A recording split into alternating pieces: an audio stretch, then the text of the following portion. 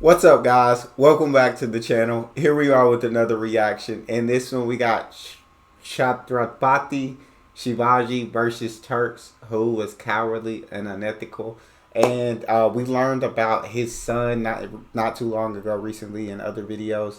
And his son was absolutely amazing. His son was it seems like he was getting out all the foreign invaders, all the foreign rulers, and uniting the people. And then he was tricked by his brother-in-law, which is absolutely disgusting and dirty. He was tortured, but no matter how much torture he went through, he never betrayed his people in any way, shape, or form. He never bent the knee, and you can't do anything but respect that. Now, I've been told that his father is actually looked at as like the greatest or one of the greatest kings that India's ever had, and so learned a little bit about him. Now, before we dive into this video, if you guys happen to enjoy, please don't forget to smash subscribe, give the video a thumbs up, and if you'd like to support this channel by becoming a member, all you gotta do is hit that join button to receive your exclusive benefits. Let's get to it. In Ambikar, I have seen many people glorifying Mughals, even though they were very cruel. These people also said that Shivaji Maharaj was a coward. My question is, out of so many Mughal kings, is there anyone who deserves appreciation? I appreciate one or two works of Akbar, but not all. Is there someone who was an ethical Mughal leader? Right, good question, Aryan. So first of all, I would like to say this, that anybody who considers Shivaji Maharaj to be a coward needs to have their head examined. Agreed. Shivaji Maharaj was not a king, he was an emperor. He reconquered the entirety of India, almost the entirety of India, from the Turkic invaders. And he established political union and political unity of India. He established what he described as Hindavi Swarajya. So he won independence for us from our invaders and our occupiers. So to describe someone like that as a coward is literally insane. How anybody could think someone like that is a coward. I think they do need to have their heads checked. They need to figure out what the definition of the word is. That is what he achieved. One man in one lifetime was able to free the whole of India from the foreign invader. That is a monumental achievement. I think I would consider Shivaji Maharaj to be one of the greatest kings of our land in at least the past 1,000 years, maybe in the past 2,000 years as well. So that is about Shivaji Maharaj. Now, is there any Mughal leader who was an ethical leader? So to answer this sort of question, the best way to do it is to do a comparison, right? So the Mughals were invaders. They were foreigners who came to India. Their later generations were born in India, and they ruled this country for several generations of their dynasty. Now there is another dynasty which were also invaders who also ruled India, and these are the Kushans. So the Kushans were essentially from modern day Xinjiang, the region north of Tibet, which is currently occupied illegally by China. So the Kushans were from that region, from the Tarim River Basin region, and they invaded India from the north, and they occupied India, they conquered India, and they ruled it for several generations. And one of their greatest emperors was Kanishka the Great. Kanishka. So let us compare someone like Akbar with someone like Kanishka, because these are both descendants of invaders, descendants of foreigners, who both, we can say that they made India their homeland, right?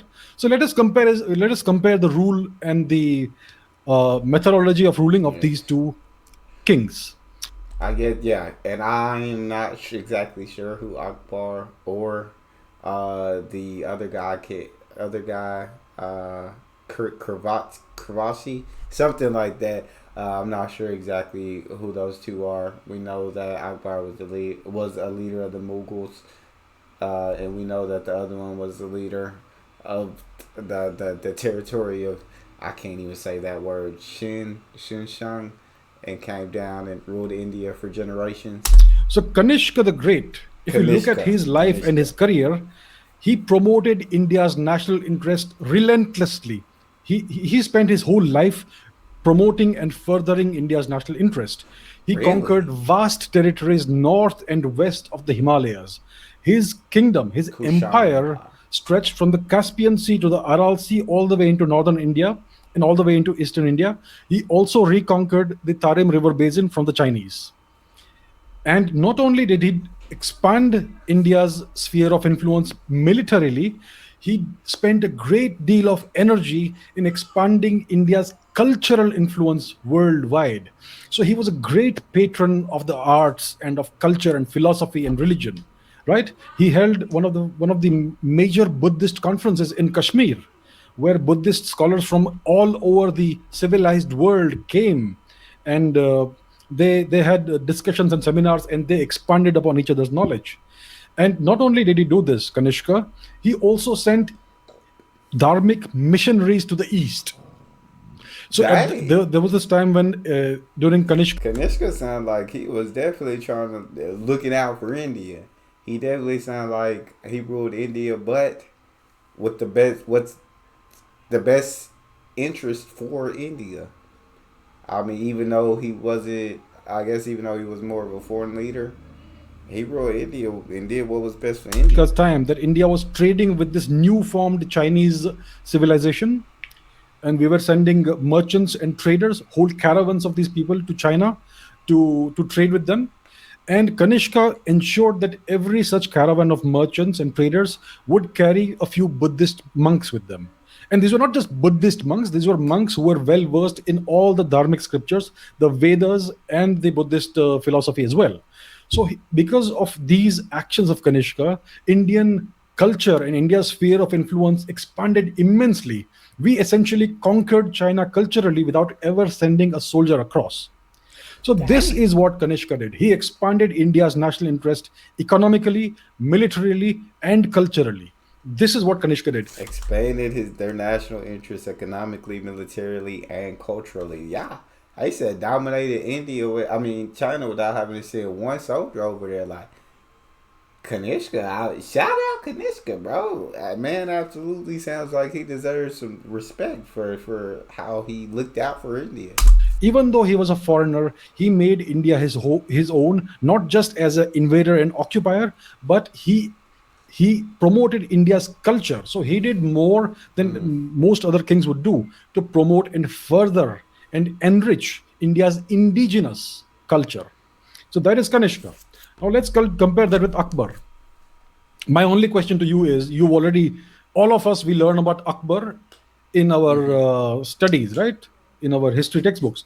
Show me anything comparable that Akbar did for India's indigenous culture. I don't see anything that he did to promote India's indigenous culture. And militarily also, he did not expand India's sphere of influence beyond the present day Himalayan boundaries, right? He did not cross the Himalayas, he did not go eastwards or westwards and expand India's sphere of influence militarily. So Akbar is considered to be the greatest of the Mughals, the most tolerant, the Mm-hmm. most secular, etc. Well, if you compare Akbar, who was a foreigner or descendant of foreigners, with Kanishka, who was also a descendant of foreigners, I would consider Kanishka to be an immensely greater king. Yeah. And Easily. Easily. Done way more for the country. If he ain't even done nothing like that, Akbar, then Kanishka would easily be a much better emperor than king for Akbar India. ever could be. So, so if you were to compare Akbar with if you were to compare the Mughals with the Kushans, there is no comparison. The Kushans were far more Indianized, and they were far more. Uh, they did much more for India than the Mughals ever did. The Mughals were extractive in nature. They did not contribute much to India. The Kushans contributed an immense deal. So that's what my answer would be. That ethical, I don't know what how to define ethics, but there was nothing great about any of the Mughals. There is nothing Dang. good that they contributed to India. Well, there you got your answer there. Hey, no Mughals was ever good for India. Point blank and period. Y'all let me know what y'all think of the video, what y'all think of Akbar and Kanishka. That's all we have. If you guys enjoyed, please don't forget to subscribe, give the video a thumbs up, check out the next one. I'll see y'all next time.